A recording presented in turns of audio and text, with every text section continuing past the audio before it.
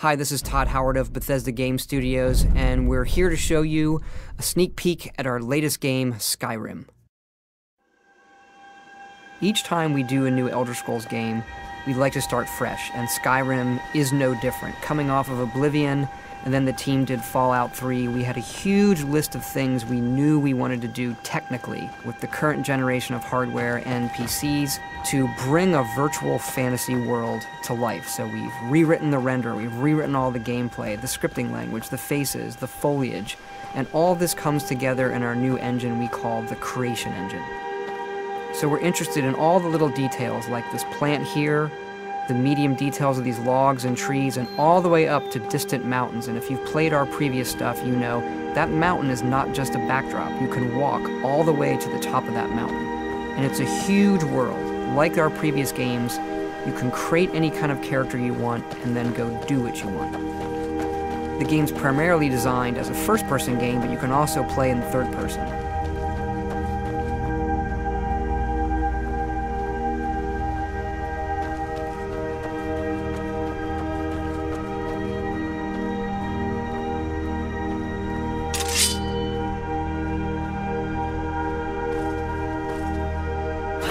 Our big motto for Skyrim is, you are who you play.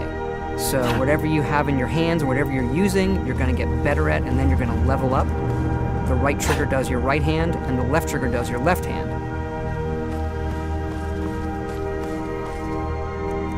And you could put either a weapon or a spell.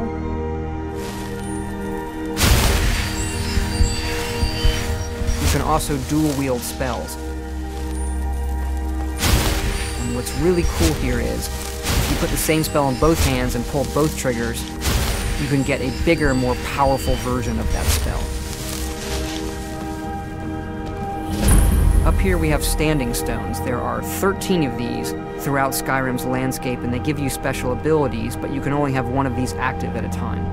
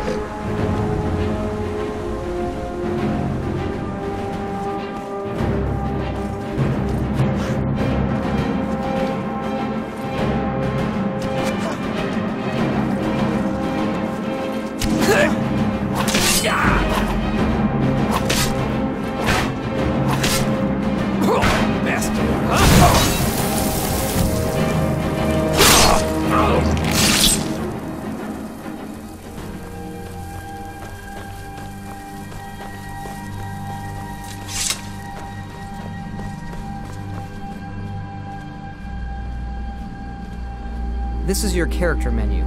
Here you can see all your items, not just what they do stat-wise, but also what they look like. Each of the thousands of objects you can find can be zoomed in, rotated, and looked at in high detail.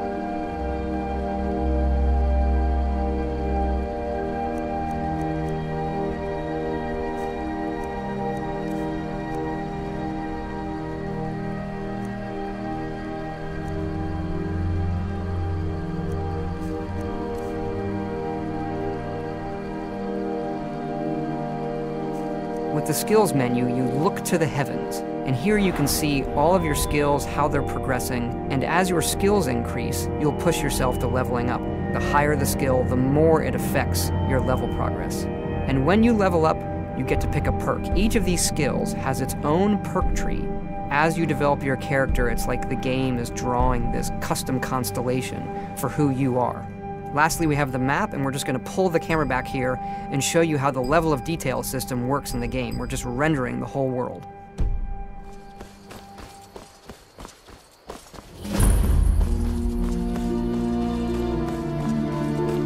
A dragon! I saw a dragon! What? What is it now, Mother?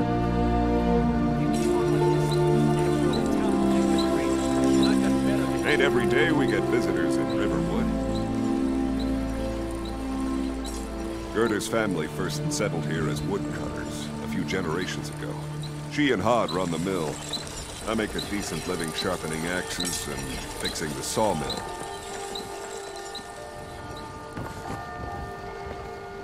Here for work? Get an axe. And bring me all the wood you can chop.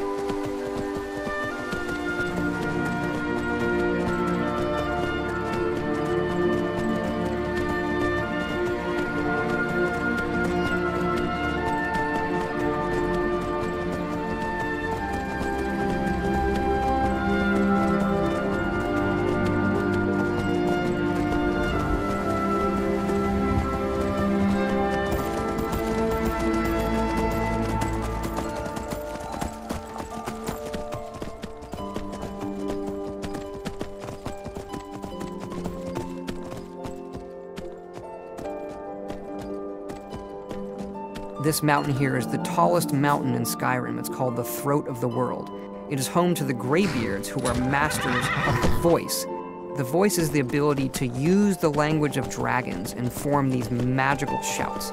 And this is a power that you will learn throughout Skyrim's main quest.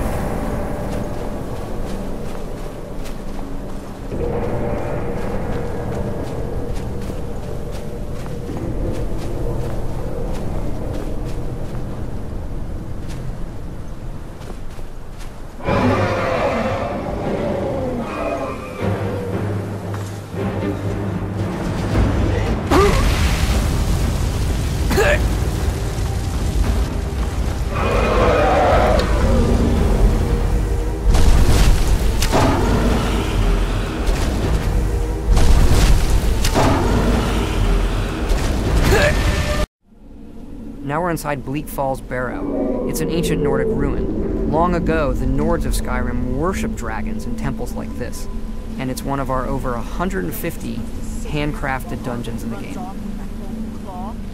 That dark elf wants to go on ahead, let him.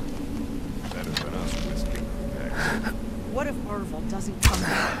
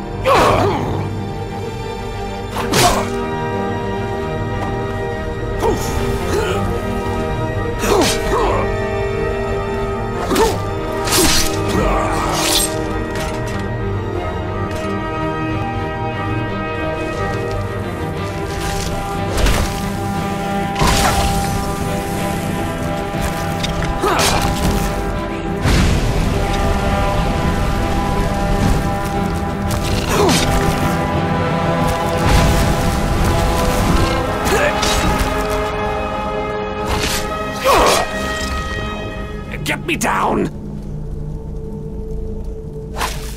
It's coming loose. I can feel it.